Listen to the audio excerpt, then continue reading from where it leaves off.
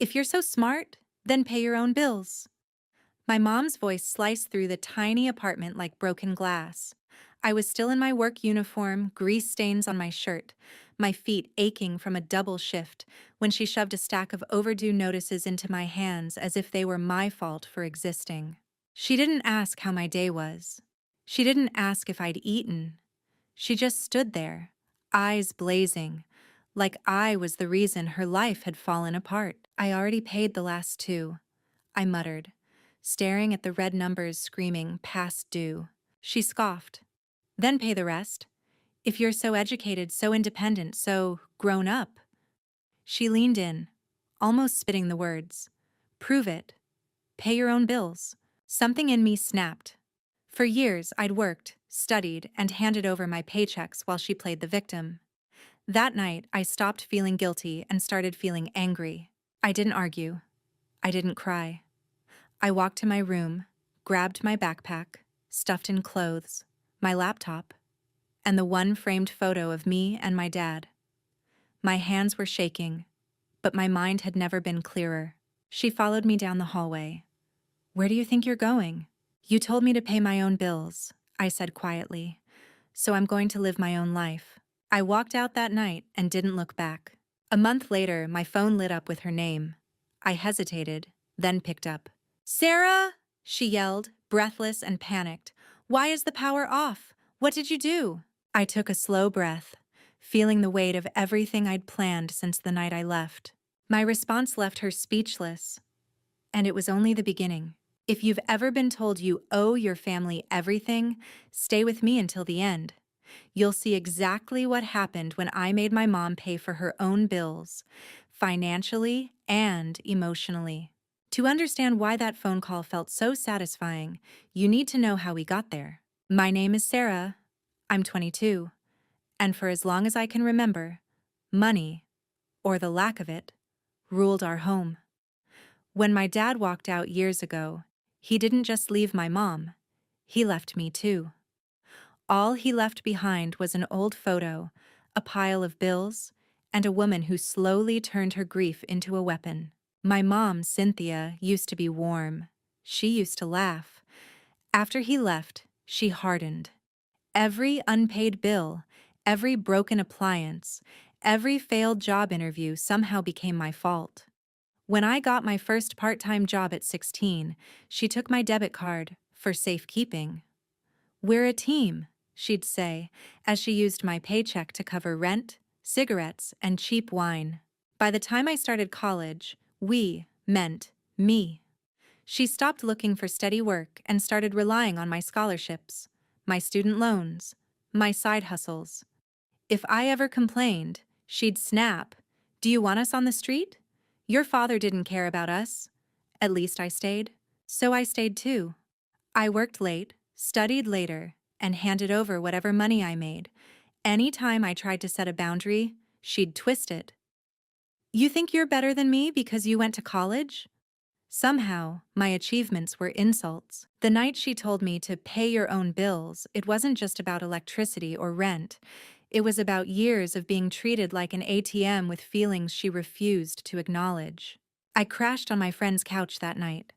Lily, the one person who'd watched this mess from the outside. We sat in the dark living room, the glow from a street lamp spilling through the blinds as I replayed the argument in my head. You finally left, Lily whispered. You should have done it years ago. I know, I said, staring at my phone, expecting a barrage of texts that never came. But she's still got my name on everything. The lease, the utilities, the internet. If she stops paying, they'll come after me. Lily frowned. Can't you just remove your name? That innocent question triggered something. I'd spent years cleaning up her messes, paying her debts, protecting her from consequences. For the first time, I wondered what would happen if I stopped. A few days later, I went back to my old place to grab the rest of my things while she was out. That's when I saw it. A thick envelope on the table with my name on it. Not hers, mine. Final notice, it said. I opened it and my stomach dropped. It wasn't just the power bill. It was a credit card I never opened. Thousands of dollars in debt, in my name. I stood alone in that silent, suffocating apartment, staring at the proof that this wasn't just a struggling mom leaning on her daughter. This was betrayal. And in that moment, my revenge stopped being an idea and quietly became a plan. I took the envelope and a few others I hadn't noticed before and ran back to Lily's place, my heart pounding so hard I could feel it in my throat. We spread the letters across her coffee table like crime scene photos. There it was again and again. My name, my social security number, my credit score being buried alive under charges I didn't make. Clothing stores I'd never shopped at. Late-night takeout from places across town. Cash advances. She opened credit cards in your name? Lily asked, eyes wide. Sarah, this is identity theft. This is illegal. She's my mom, I whispered. But even as I said it, the words felt weak and pathetic. I remembered all the times she'd waved away letters saying, just junk mail. All the times she'd made me sign routine forms without letting me read them. All the times she'd snapped, "You don't trust me?" if I asked too many questions. I trusted her because she was my mother. I just never realized she was willing to sell my future to keep her present comfortable. Lily placed a gentle hand on my arm. You can't keep covering for her. She's not just using your money anymore. She's using your name. That night, while Lily slept, I sat alone with my laptop, the letters, and a notebook. I pulled my credit report for the first time. Each line felt like a punch. Utility accounts in my name. Credit cards. A small loan I certainly never applied for. I started writing everything down. Account numbers, dates, balances. Every time I remembered her saying, "Sign here," or "I'll handle it." I screenshotted text messages where she guilt-tripped me into sending more money. I recorded voicemail after voicemail of her yelling, demanding, accusing. It felt wrong at first, like I was betraying her. Then I remembered the stack of red notices and the way she'd screamed, "If you're so smart, then pay your own bills." The way she'd never once apologized for dumping her life on top of mine. The next day, Lily dragged me to a free legal aid clinic. I showed the woman at the desk my documents with trembling hands. She looked through them carefully, then met my eyes. "Legally, this is serious," she said. "You have options. You can dispute these accounts, file a fraud report, even press charges if needed. You don't have to decide today, but you need to protect yourself." "Press charges?" I echoed, my voice small. "Against my own mother?" "Against the person who stole your identity," she corrected calmly. "Biology doesn't excuse criminal behavior." I walked out shaking, but something inside me had shifted. For years, my mom had hidden behind the word family like it was a shield. She thought it made her untouchable. That night, I closed my personal bank account and opened a new one at a different bank. I changed my direct deposit information at work. I called the utility companies and told them to remove me from everything tied to her address. For the electricity, the woman on the phone said, "If your name is removed, the remaining account holder will be fully responsible. If the balance goes unpaid, service will be disconnected." "Please note that," I replied. "I won't be making any more payments on that account." "Understood," she said. I hung up and stared at my phone for a long time. This wasn't a tantrum. This wasn't me being selfish or ungrateful like she always said. This was me cutting the cord she'd wrapped around my neck for years. Lily watched me from the doorway. "How do you feel?" she asked. "Scared," I admitted. But for the first time, I also feel like I'm not the one about to get burned. I knew the bills would come due soon. The power, the rent, the credit cards. And this time, when everything crashed down, she wouldn't be able to shove the rubble onto me. She wanted me to pay my own bills. Fine. I decided she was finally going to pay hers. Roughly a month after I left, my life was starting to feel mine. I had picked up extra shifts, found a cheap room to rent so I wasn't on Lily's couch forever, and slowly started crawling out from under the debt mountain my mom had built in my name. I'd disputed the fraudulent credit accounts, placed alerts on my file, and kept every single piece of proof against her in a neat, terrifying folder. But there was one thing I hadn't done. I hadn't called her. I saw her missed calls. I read her text messages without responding. "Where are you? You can't ignore me forever. So now you think you're too good for your own mother?" Each one added another brick to the wall forming between us. Then, one evening, as I was folding uniforms on my bed after a shift, my phone buzzed again. This time, it was a call. Her name flashed on the screen. I almost ignored it. Then I remembered the utility call I'd made weeks ago, and curiosity won. I answered. "Sarah," she shouted immediately. "What did you do? Why is the power off? The whole apartment is dark. My food is spoiling. I can't charge my phone. I can't even see anything." I could almost picture her pacing in the living room, acting like this happened out of nowhere, like bills were some random punishment from the universe. I took a breath and kept my voice calm. "Did you pay the electric bill?" "Don't start with me," she snapped. "You always handled it. They said the account holder removed herself and there's a past due balance. Why would you do that to me? Are you trying to ruin my life?" For a second, the old guilt surged inside me, the part of me that wanted to rush over there with my card, swipe again, fix it all, apologize for even daring to leave. Then I thought of the envelopes, the fraud, my gutted credit score. Her screaming at me with those overdue notices in my face telling me to pay your own bills. "I didn't do anything to you," I said slowly. "I just stopped paying for you." Silence. "What is that supposed to mean?" she demanded. "It means the electricity account is now in your name alone," I explained. I removed myself. "If you don't pay it, they cut it. That's how it works. I'm not your cosigner. I'm not your guarantor. And I'm not your backup plan anymore." "You ungrateful child," she hissed. "After everything I've sacrificed for you, you're just going to abandon me in the dark?" "You didn't sacrifice for me," I corrected, my voice shaking but steady. "You sacrificed me. You stole my money. You opened credit cards in my name. You wrecked my credit. You made me responsible for your life, and then blamed me every time it wasn't good enough." "That's not true! I'm your mother!" she screamed, as if that word erased every fact.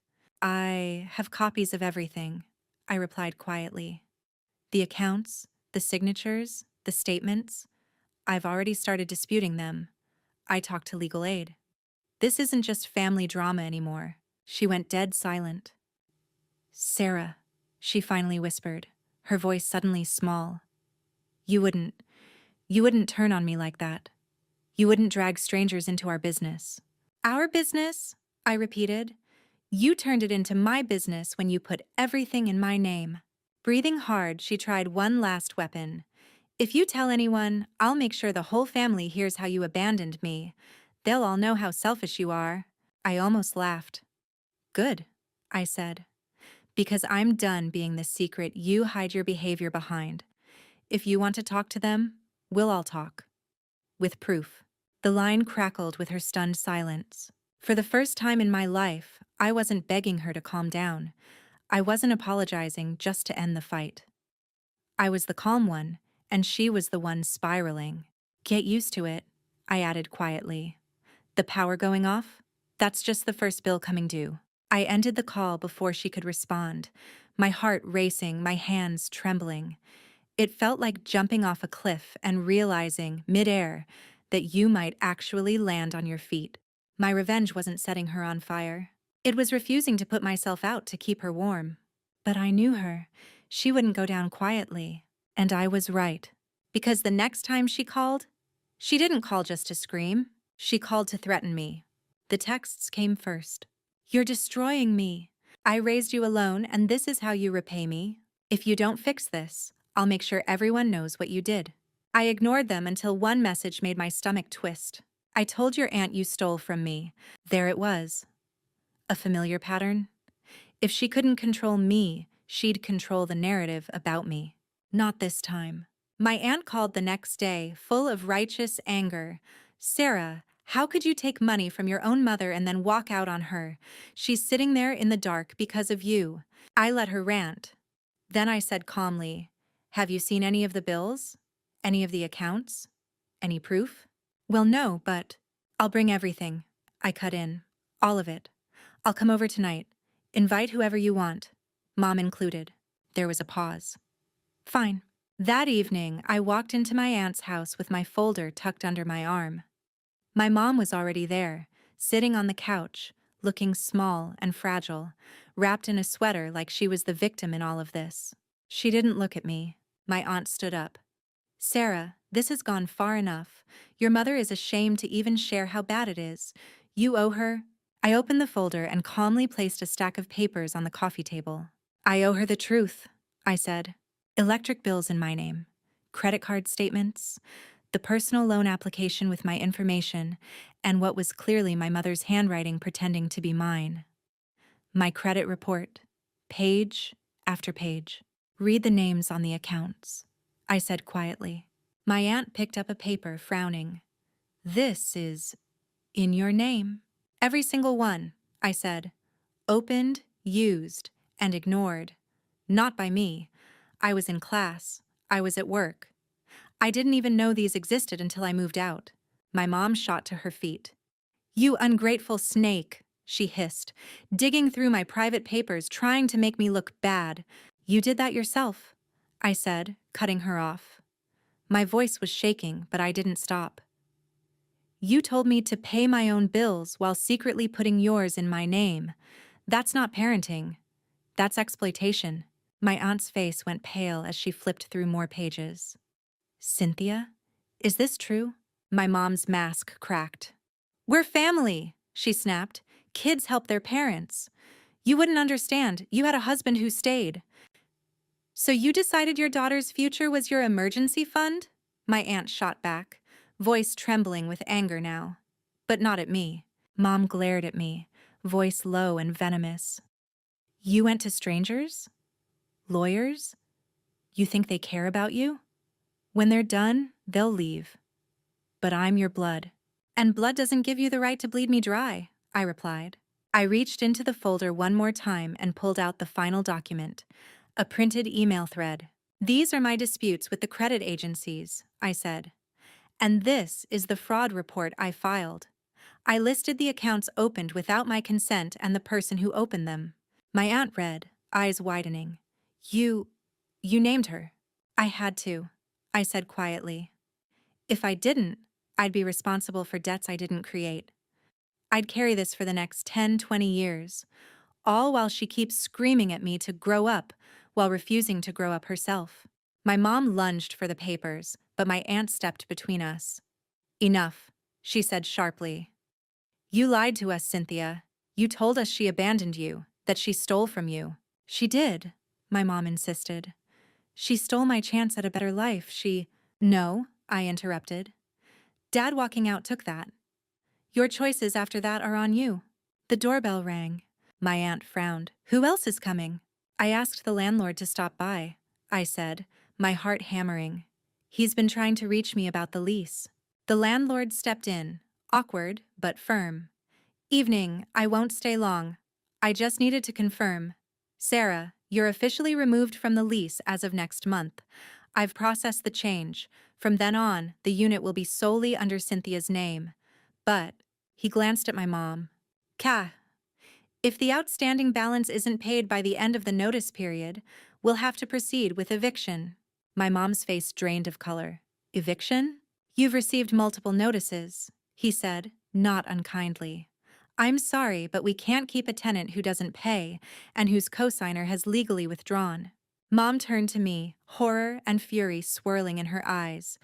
"You did this. You're throwing me out of my own home." I swallowed hard. "No, I just stopped letting you use my name as a shield. Whatever happens next, that's between you and the bills you told me to stop paying." The room felt electric with tension. "You're going to regret this," she whispered. "Do you hear me, Sarah? One day, you'll need me, and I'll remember this." I thought of my wrecked credit, my years of stress, the nights I cried over numbers in red while she slept on the couch with the TV on. "I already regret not doing it sooner," I answered. And for the first time, when she stormed out of a room, I didn't follow. But the consequences of that night came faster and hit harder than even I expected. The days that followed felt surreal. My aunt stopped defending my mom. Instead, she started calling me, asking how to fix things, how to help. Word spread through the family, but this time not because my mom twisted the story first. They saw the documents. They heard the landlord. They realized I hadn't abandoned her. I had escaped. My mom, on the other hand, doubled down. She spammed my phone with messages, swinging wildly between pity and rage. How could you humiliate me like that? Everyone thinks I'm a monster because of you. I did what I had to do to keep us alive. If you don't fix this, I'm done with you. Then, when I didn't respond, you were always a mistake anyway. I blocked her number. It felt brutal and necessary. At work, I started picking up more hours. I met with a counselor at school who helped me understand that what I'd experienced wasn't tough love or normal struggling single mom stuff. It was abuse. Financial, emotional, psychological.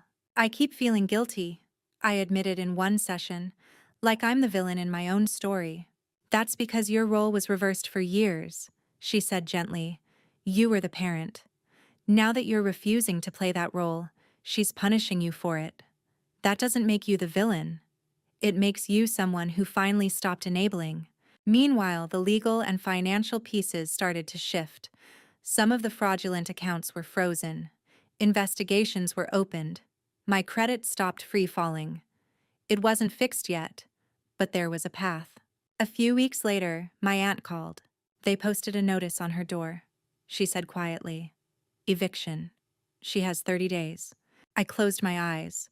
I had imagined this moment, fantasized about it when she screamed that I owed her everything. But hearing it out loud hurt. She's telling everyone you set this up to destroy her, my aunt went on. But honestly, most of us know she did this to herself. Some still pity her.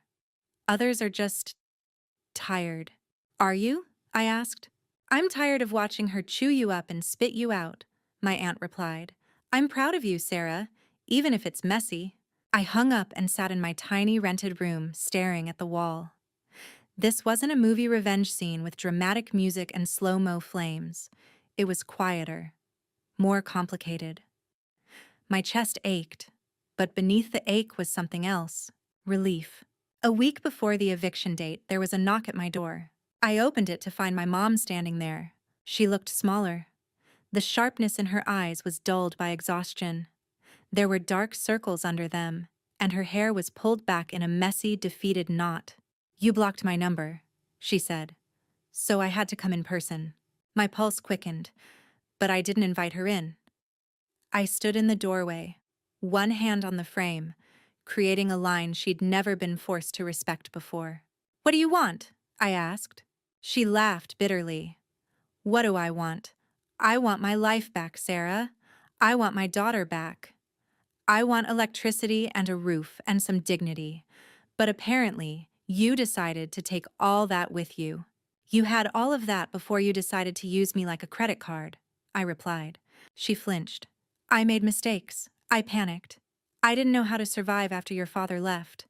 Every month was another fire I had to put out. I grabbed whatever I could to keep us afloat. You grabbed me, I said. You grabbed my future. I did it for us, she snapped, voice rising. I thought you'd understand when you were older. I thought you'd be grateful someday. Grateful? I repeated, stunned. For being in debt before I even started my life? For having to rebuild my credit because you didn't want to face your own? For being screamed at every time I couldn't fix a mess I didn't make? Her jaw clenched. Fine. Hate me. Let me be the villain. But know this. When they put my stuff on the curb and everyone whispers, they'll remember your name too. They'll say, that's the daughter who let it happen. I took a breath, my hands shaking. So I didn't let it happen, I said. I stopped letting you happen to me. She stared at me for a long moment, waiting for me to crack, to apologize, to rush in with a solution. I didn't. I'm not coming to fix this, I added. I'm not paying your rent. I'm not putting the lights back on. If you want help, you can go to the same legal clinic I went to. You can talk to a counselor. You can get a job that isn't just borrowing from people who love you, but I will not be your crutch anymore." Tears filled her eyes, spilling over. For a second, I saw the mother she used to be, the one who held me when I was sick and braided my hair before school. Then she turned away. "You'll regret this," she whispered and walked down the hall. I watched her leave and realized something. She'd been saying that my whole life. This time, I didn't believe her. But our story wasn't over yet. Because the day they actually came to clear out the apartment, she called me one last time. And this time, I picked up. The eviction day fell on a gray, heavy morning. I knew the date, but I hadn't planned on going anywhere near that building. Then my phone rang. Unknown number. I almost let it go to voicemail, but something in my gut told me to answer. "Hello? Sarah?" It was my mom's voice, but weaker, like the fight had been drained out of it. "It's me. I'm using the neighbor's phone. They're here." I pictured the scene without needing to see it. Movers, a sheriff, maybe the landlord. Boxes on the sidewalk. Neighbors peeking out through blinds, pretending not to stare. I stayed silent. "They're putting my things on the curb," she continued. "Our couch, your old dresser, the kitchen table, everything." They were her things now, not ours. That mattered. "I just thought," she said, a bitter laugh in her voice, "you might want to see the result of your big, smart girl decisions." I closed my eyes. "You mean the result of your own?" Silence stretched between us. "Are you happy now?" she finally asked. "You got your revenge. The power's off. The bills are in my name. I'm losing the apartment. You win." I thought about that for a long moment. "This was never about winning," I said. "It was about surviving." "I didn't burn your life down, Mom.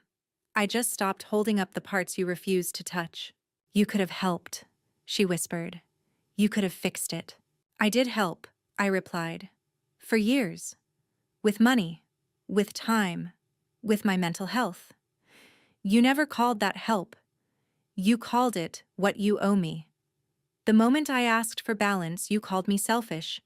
The moment I left, you called me ungrateful. The moment I protected myself, you called it revenge." "Isn't it?" she pushed. "Admit it. You liked hearing the panic in my voice when the power went out."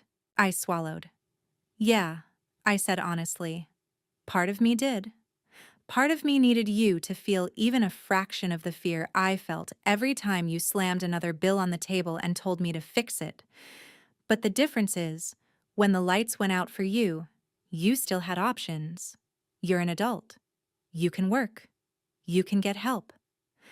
When the lights went out for me, I was a kid, and you were the one flipping the switch." She didn't answer. "Where will you go?" I asked quietly. "I don't know," she muttered. "Your aunt offered to let me stay for a while, but she made it clear she's not paying my debts. Everyone suddenly grew a backbone after your little presentation." She spat the word like poison. "They look at me differently now." "That's not my fault either," I said. "That's what truth does." I heard muffled voices in the background. Someone saying, "Ma'am, we need you to sign this." Her ragged breathing. "Why are you really calling me?" I asked. There was a long pause. "Because I wanted to ask." Her voice broke.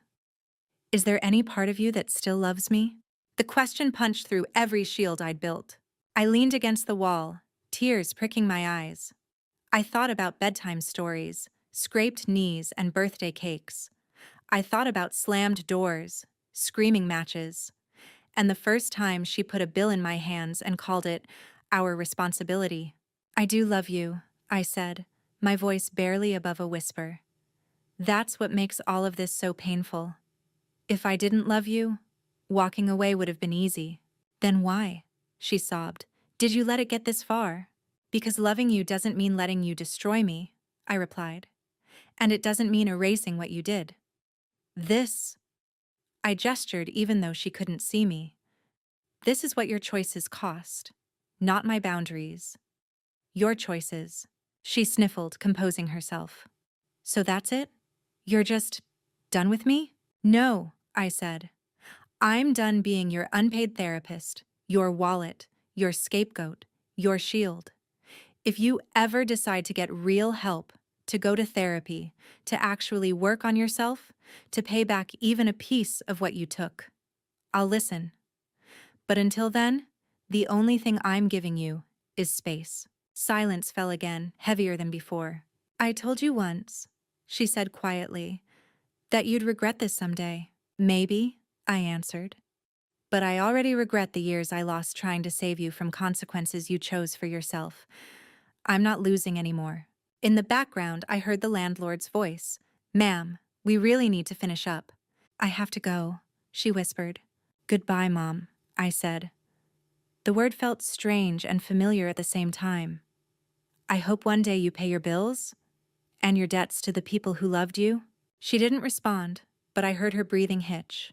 Then the line went dead.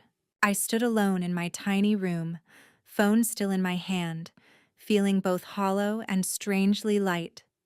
Somewhere across town, the apartment I grew up in was being emptied. The power off. The door soon to be locked behind strangers. She once screamed at me, "If you're so smart, then pay your own bills." In the end, that's exactly what I did. I paid my own. And for the first time in her life, she was forced to pay hers.